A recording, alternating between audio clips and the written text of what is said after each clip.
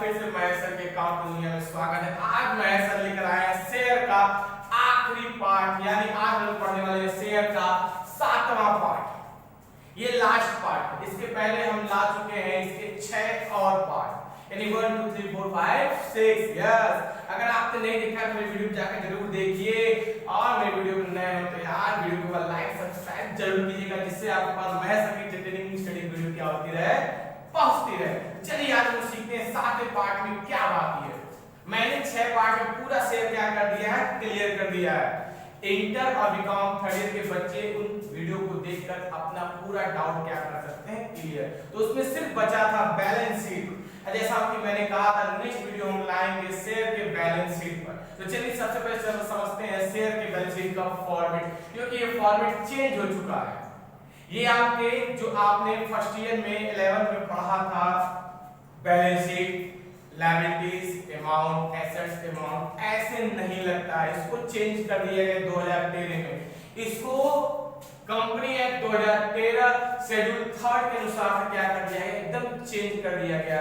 इसको चेंज करने का सबसे बड़ा श्रेय हमारे पूर्व प्रधानमंत्री डॉक्टर मनमोहन सिंह को जाता है, जिन्होंने कहा कि सारे एसेट्स लायबिलिटीज एक जगह पे लिखे तो जाते हैं पर सभी मिक्स रहते हैं। इन चीजों को क्या कर दिया उन्होंने, पार्ट टू पार्ट क्या कर दिया, अलग कर दिया। क्योंकि उन्होंने कहा एसेट्स तो होता है पर कुछ एसेट्स में फिक्स होते हैं, कुछ करेक्ट होते हैं, और हम सभी को क्या करते हैं, एक ही जगह लिख देते हैं। इनको अगर अलग अलग किया जाए इससे हमें क्लियर पता चलेगा कि फिक्स एसेट्स हमारे पास कितना है, करेंट एसेट्स हमारे पास कितना है। इसी तरह लायबिलिटीज में उन्होंने क्या कर दिया, चेंज, कितना हमारे पास शेयर है, क्या रिजर्व है, क्या नॉन करेंट लायबिलिटीज है, क्या करेंट लायबिलिटी, इतने सारे इसमें क्या है, चेंजेस है। पर आपको शेयर में डरना नहीं है, इतनी चीजों से आपकी मुलाकात नहीं होने वाली है।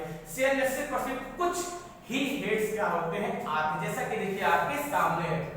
तो मैंने यहाँ फॉर्मेट बना दिया है जिससे आपका समय बचे और क्वेश्चन क्या हो जल्दी से समझ में आए। देखो इसमें 4 कॉलम होते हैं, particular, note number, current year, previous year. ये नाम का प्रीवियस ईयर होता है, पर इसमें कुछ आता नहीं है, सब कुछ किसमें आएगा, करेंट ईयर पर लिखा जाता है, छोटा भाई।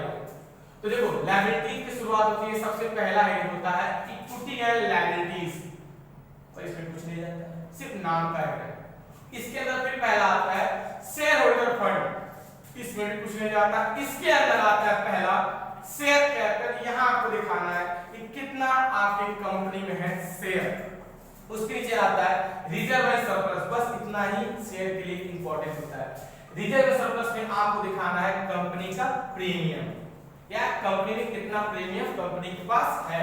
उसके बाद आपको एसेट्स में आना, और एसेट्स में लिखना है करेंट एसेट, और करेंट में जाएगा कैश एंड कैश इक्विवेलेंट। इसके लिए टेंशन नहीं लेना, जो अमाउंट यहां पर आएगा वही अमाउंट यहां पर ट्रांसफर हो जाएगा, क्योंकि आपको पता है लायबिलिटीज और एसेट्स हमेशा क्या होते हैं, इक्वल होते हैं। क्लियर। अब उसके नीचे होता है नोट टू अकाउंट, यानी वर्किंग नोट करना होता है।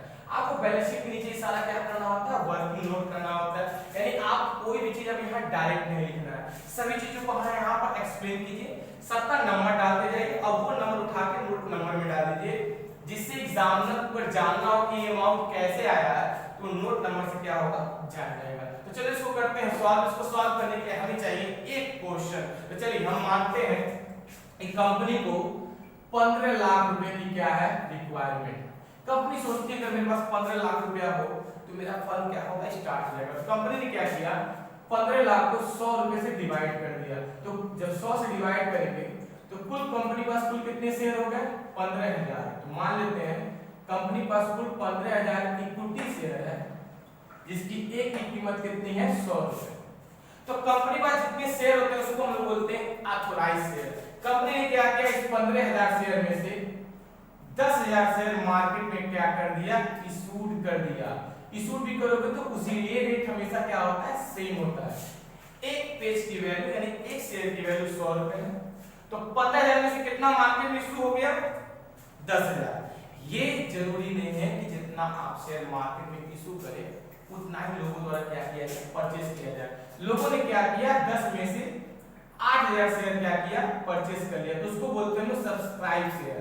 और इसी पे क्वेश्चन क्या होते हैं, लगते हैं। तो 8000 equity share at rate of क्या है, 100 रुपए। तो कंपनी 100 के साथ कहती है कि हमको 20 रुपए प्रीमियम भी चाहिए, यानी कंपनी ने इस शेयर को कितने पे शूट कर दिया, 120 पर। अब पैसा कैसे मांगती कह रही है, एप्लीकेशन में 30, अलॉटमेंट में 50 विद प्रीमियम, और फिर कहती है फर्स्ट कॉल में जो बचता है बैलेंस, बैलेंस कितना बचा, 40। अब इसी पे आपके क्या होंगे, न्यूमेरिकल सॉल्व होंगे। जनरल एंट्री कैसी होगी, इसके पहले वाले वीडियो मैंने क्या किया है, बता दिया है। अब हम इसके थ्रू डायरेक्ट बताते हैं कैसे लगता है आपका बैलेंस शीट। अब मान लीजिए एक शेयर होल्डर है मेरा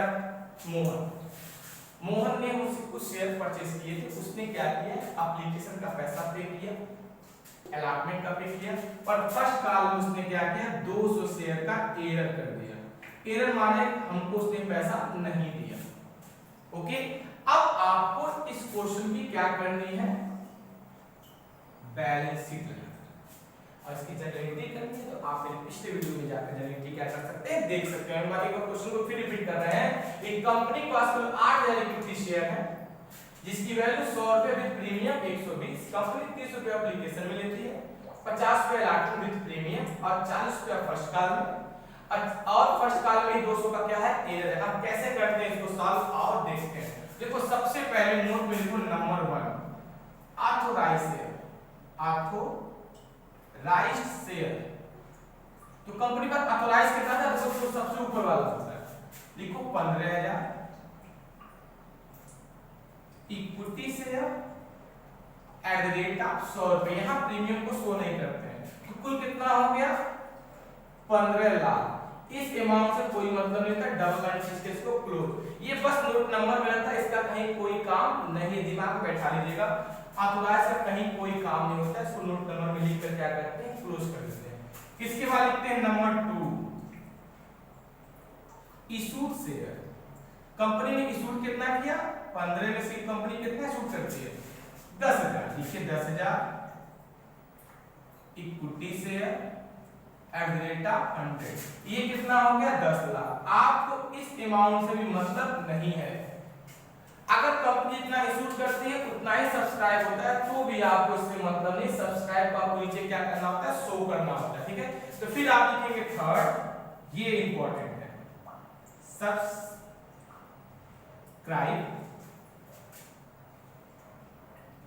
एंड फुल्ली पेड अप। तो अब जितना सब्सक्राइब होगा उतना ही क्या होगा, पेड अप होगा। तो सब्सक्राइब कितना था, 8000, लिखिए 8000 इक्विटी शेयर, शॉर्टकट में लिखा इक्यू का मतलब इक्विटी, एसएस का मतलब share. 8000 equity share at the rate of कितना, 100, इसका मल्टीप्लाई किया 8 लाख। अब इसको बंद मत करना, यही इंपॉर्टेंट है। अब देखो मुझे 8 लाख रुपए मिले, अभी प्रीमियम को आप कहीं ना टच कीजिएगा, इसका एक्चुअल वैल्यू, प्रीमियम तो कंपनी का मुनाफा होता है। कंपनी में कैपिटल कितने का, 8000 से जब 100 में मल्टीप्लाई होता है तो कितना इकट्ठा हो गया, 8 लाख। बट उसी में मोहन नाम का बंदा था जिसने 200 का पैसा नहीं दिया। तो लिखिएगा लेस कॉल इन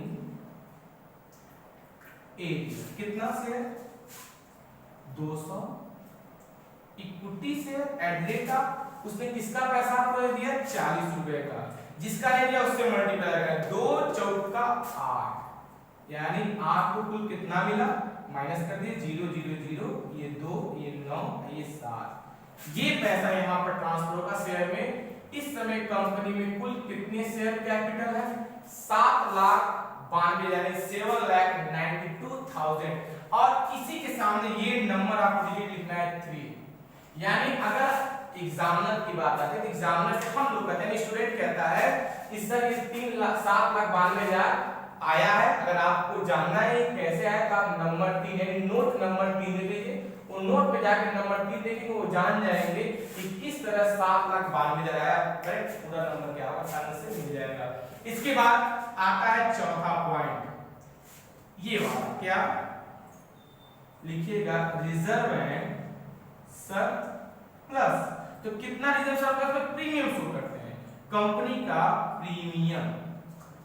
तो कंपनी को कितना प्रीमियम मिला, देखो कंपनी को ये जो पूरा 20 रुपया प्रीमियम होता है वो पूरे शेयर पे मिलता है। लिखिएगा 8000 इक्विटी से, अब प्रीमियम की वैल्यू कितनी है, सिर्फ प्रीमियम की वैल्यू 20, 8 गुना कितना हो गया 16, 1,60,000 से क्या मिलता है आपको, प्रीमियम मिलता है। अब ये पैसा प्रीमियम नंबर 4 1,60,000, अब इसको टोटल कर दो 2695 कैरी 1,809, यानी फुल कंपनी में टोटल लायबिलिटीज कितनी है 9,52,000। और आपको मैं बता दूं ये इक्वेशन का रूल है कि liability is equal to assets, यानी जितना लायबिलिटी होता है उतना ही कंपनी में क्या होता है, एसेट्स होता है। तो बस आपको करंट एसेट्स में कैश एंड कैश इक्विवेलेंट के सामने इसी अमाउंट को लिख देना है 9,52,000 और डबल लायबिलिटीज के क्या करना है क्लोज।